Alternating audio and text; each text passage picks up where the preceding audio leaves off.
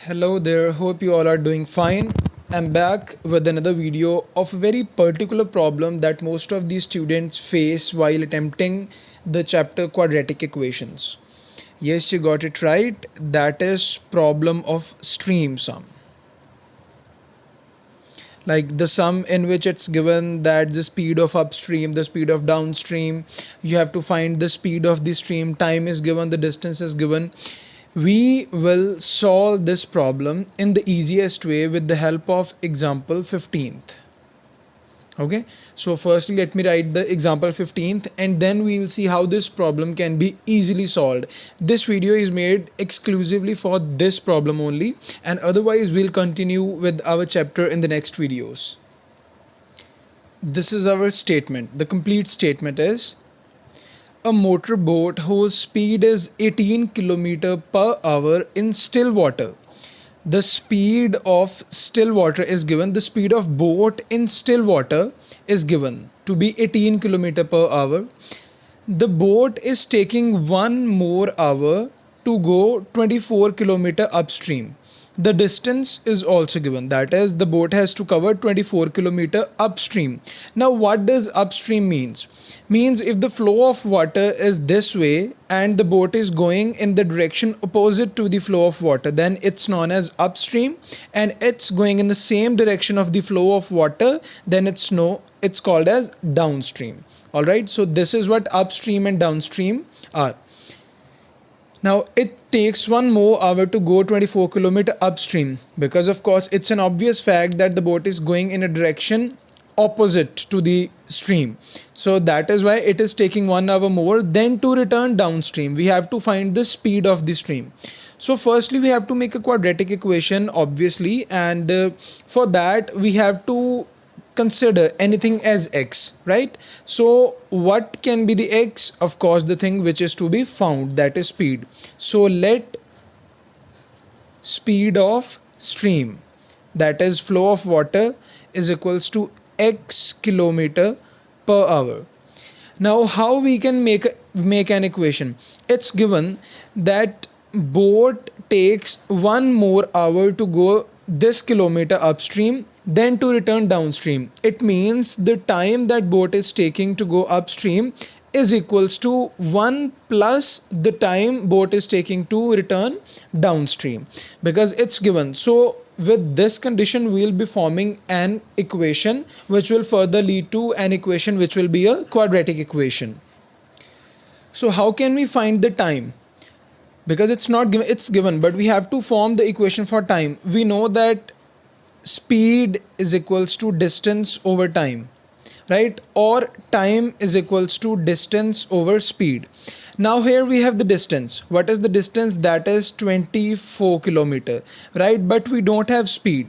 So firstly we will find the speed of boat in 1 hour, which is taking 1 more hour to go upstream. We will find the speed of the boat for going upstream and then for going downstream. So what will be speed of upstream? Now if boat is going in a direction which is opposite to the stream, opposite to the flow of water, then what is the speed of the boat? That is 18 km per hour. 18 minus x kilometer per hour will be the speed of boat in the upstream. Now why so?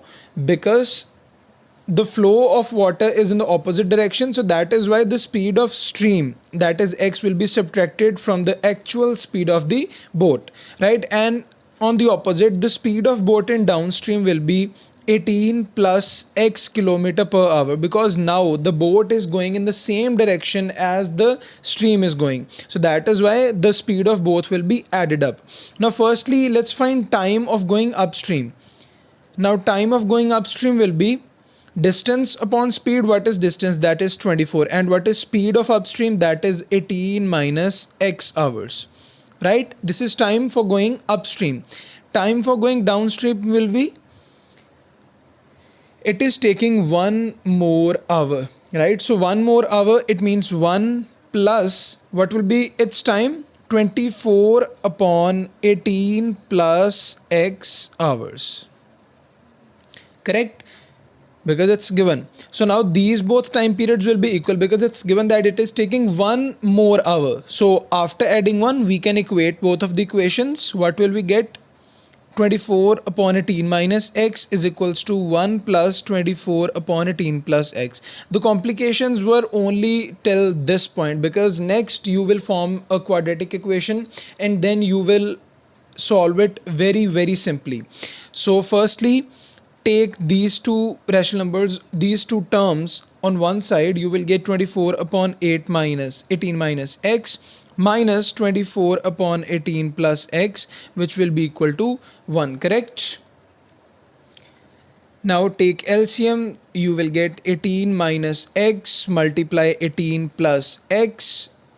Here it will be 24 18 plus x minus 24 18 minus x is equals to 1.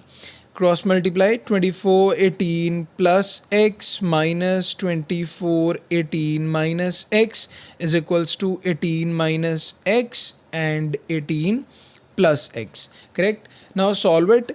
What will you get? 24 multiplied by 18, you will get 432 plus 24x minus 432 plus of 24x is equals to a minus b, a plus b. It means a square minus b square. So 432 will be cancelled, and 24 plus 24, that is 48x minus of 18 square minus plus of x square is equals to 0. So 18 square is 324. You will get x square plus 48x minus 324 as your equation. Okay, so the terms which are involved are quite big. So let's apply the quadratic formula, which is x is equals to minus b, which I have explained in the previous video, because previous video was all about quadratic formula. So if you are not familiar with the quadratic formula, I would really recommend you to watch that video first before proceeding, and the link is given in the description. You can watch that video from there only. All right, minus b, it means minus of 48 plus minus under root b square. It means 48 square minus 4ac. 4, what is a? That is 1. What is c? That is minus 324. You have to consider the sign as well. Upon 2a, 2 multiply 1, that is 2 only, which will be further equal to minus 48 plus minus. Now 48 square, we have to find 48 square, that is 48 multiplied by 48 is equals to 2304, then plus, then 324 multiplied by 4, which is equal to 1296 divided by 2,